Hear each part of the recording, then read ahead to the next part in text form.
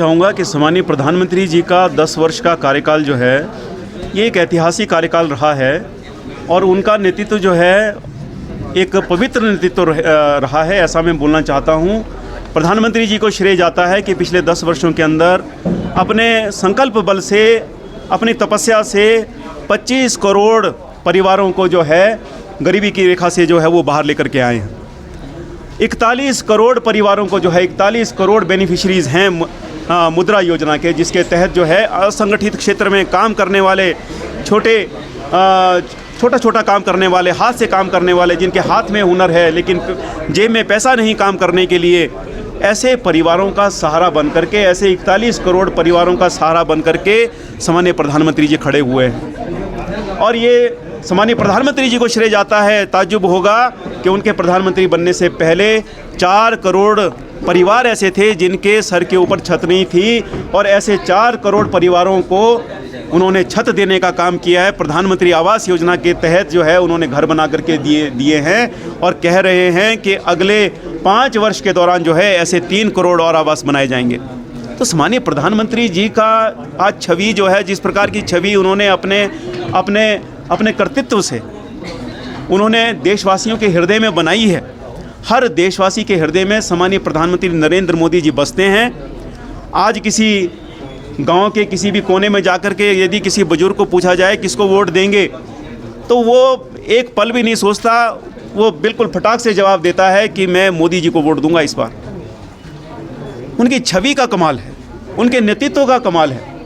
जिस संजीदगी के साथ, जिस पवित्रता के साथ भ्रष्टाचार को ख़त्म करते हुए साफ स्वच्छ प्रशासन उन्होंने देश को दिया है, उसके आधार पर पूरे देश के अंदर लोगों के दिल में उनकी छवि जो है वो स्थापित हुई है। और मुझे ये लगता है, और मैं बहुत दावे के साथ ये कहना चाहता हूँ, नरेंद्र मोदी जी तीसरी बार देश के प्रधानमंत्री बनेंगे और 4 जून के बाद इस देश में भारतीय जनता पार्टी की सरकार जो है वो केंद्र में बनेगी और हिमाचल प्रदेश की 4 संसदीय क्षेत्रों से हमारे 4 सांसद यहाँ से जीत करके जाएंगे। क्योंकि हमारे निर्वाचन क्षेत्र से कांग्रेस के जो हैं वो उम्मीदवार हैं विनोद सुल्तानपुरी जी, लेकिन हम प्रयास कर रहे हैं कि वो दिल्ली खिसकना चाह रहे हैं, दिल्ली भागना चाह रहे हैं। कसौली के लोगों के प्रति जो उनकी जिम्मेदारी बनती है उस जिम्मेदारी से भागना चाह रहे हैं।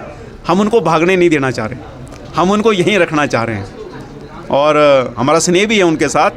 और परमाणु होते हुए जो दिल्ली सड़क जाती है, वो चाह रहे हैं कि उस सड़क से दिल्ली चले जाएंगे, लेकिन हम उस सड़क को ब्लॉक करके जो है उनका रास्ता रोकने का हम प्रयास कर रहे हैं।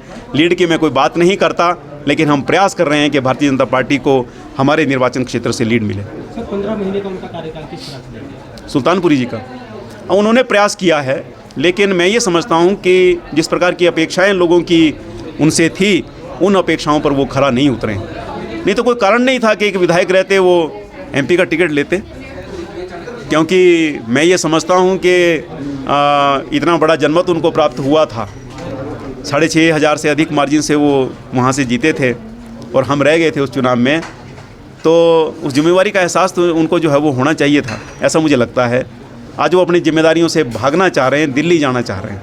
अगर वो जीतते हैं तो आपको मौका मिलेगा, उसको किस तरह देखते हैं आप?